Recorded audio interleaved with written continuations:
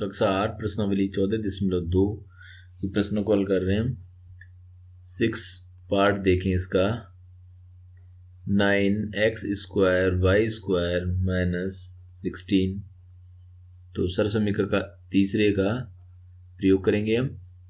तो इस रूप में a² - b² यानी पहले पद का वर्ग माइनस दूसरे पद का वर्ग, इस रूप में हमको इस व्यंजक को लिखना है पहले। तो यहाँ देखें, ये 9 को हम 3 कर सकते हैं, x और y इस पूरे का होल स्क्वायर, और 16 को लिखेंगे हम 4 का होल स्क्वायर। तो ये समझना है, हम इसको गुणनखंड करके भी लिख सकते हैं, जैसे मैंने यहाँ पे डायरेक्ट लिखा है। तो आप पहले यहाँ ऐसे कर लें, 9 को 3 × 3 x × x और y² को y × y। अब देखें यहाँ पे एक 3 लिया इंटू एक x लिया, एक इंटू y लिया, और इसी की गुणा इसी में दोबारा 3 × x × y। 2 बार 3 की गुणा हो रही है, देख रहे हैं ऊपर, 2 बार x की गुणा है, 2 बार y की गुणा है ये। तो इसका मतलब ये 3xy का होल स्क्वायर। तो मैंने यहाँ डायरेक्ट लिखा है इसको। तो अब ये पहला पद हो गया, ये दूसरा पद हो गया। तो इसको हम सरसमीकरण का प्रयोग करके लिख सकते हैं। एक बार प्लस पहला पद प्लस दूसरा पद एक ब्रैकेट में इंटू पहला पद माइनस दूसरा पद। तो इस तरह से ये दिए हुए व्यंजक के गुणनखंड हमने किए। इसी क्रम में अगला 7वां देखें,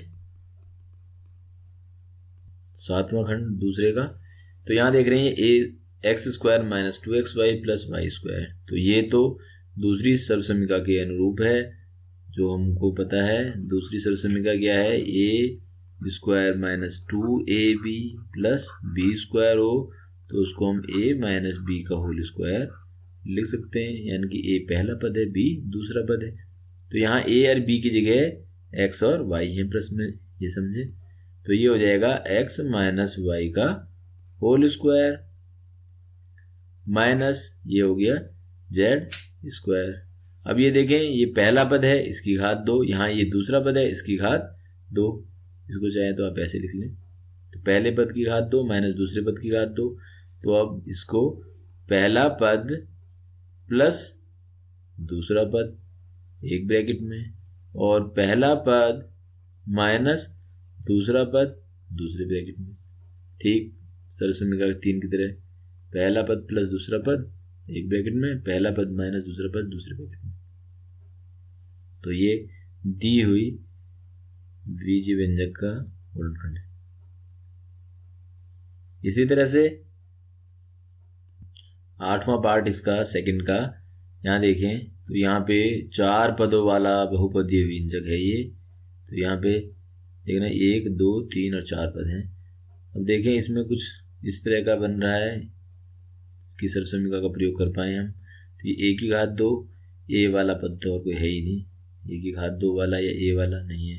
b की घात 2 bc और c² c वाला, तो b bc c, यानी कि ये बन सकता है।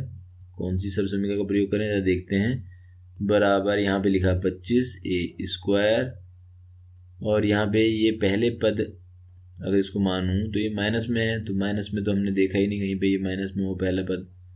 तो इसको माइनस में कॉमन ले लेता हूँ, और अब ये ब्रैकेट के अंदर, तो माइनस कॉमन लिया, तो सब में माइनस कॉमन लिया, तो ये हो गया प्लस का 4b², ये हो जाएगा माइनस का 28bc, और ये हो जाएगा प्लस का 49c²।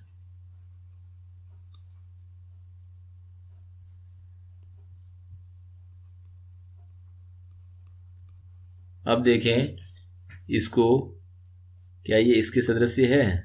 तो देखते हैं, 25a² माइनस, इसको लिखता हूं मैं 2b होल स्क्वायर, यानी पहले पद की घात 2, और यहां लिखा मैंने इसको 7c होल स्क्वायर दूसरे पद की घात 2।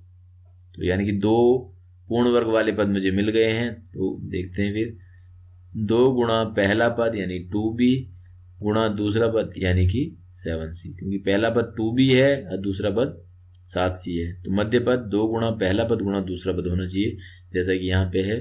पहले पद की घात 2, दूसरे पद की घात 2 और मध्य में -2 गुणा पहला पद गुणा दूसरा पद। तो क्या ये जो है मध्य पद इस ऊपर वाले के बराबर है? 7 2 जा 14 2 जा 28, ठीक है, B × C। हाँ, तो ये इसके बराबर है। तो यानी कि ये जो है ये दूसरी सर्वसमीका a² - 2ab + b² के सदस्य है। तो इसको हम क्या लिखेंगे? पहला पद माइनस दूसरे पद की घात 2। तो ये हो गया 25a² माइनस, इसको लिखेंगे पहला पद 2b माइनस दूसरा पद यानी 7c इसका होल स्क्वायर, ये लिख दिया। अब देखें, ये इसको हम लिख सकते थे 5a होल स्क्वायर, ये पूर्ण वर्ग है, और यहाँ पे है ये 2b minus 7c whole square, इस ब्रैकेट की कोई आवश्यकता नहीं है। तो अब देख रहे हैं ये पहला पद की घात 2 और माइनस दूसरे पद की घात 2। तो ये तो फिर सर्वसमीका का प्रयोग हम कर सकते हैं कि पहले पद की घात 2 माइनस दूसरे पद की घात 2 हो तो एक बार प्लस ब्रैकेट में इंटू एक बार माइनस ब्रैकेट।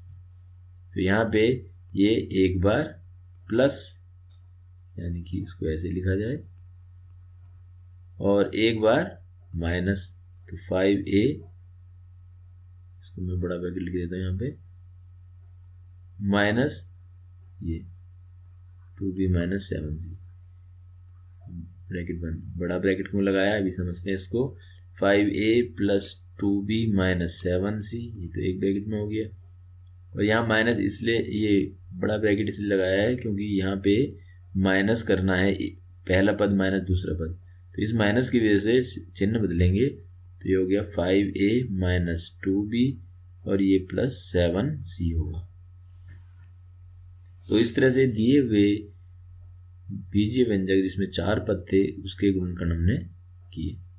तो यहाँ देखेंगे कि किस किस सर्वसमीका का प्रयोग हो रहा है। तो शेष प्रश्नों को, दूसरे के शेष खंडों को आप स्वयं इसी तरह से करें।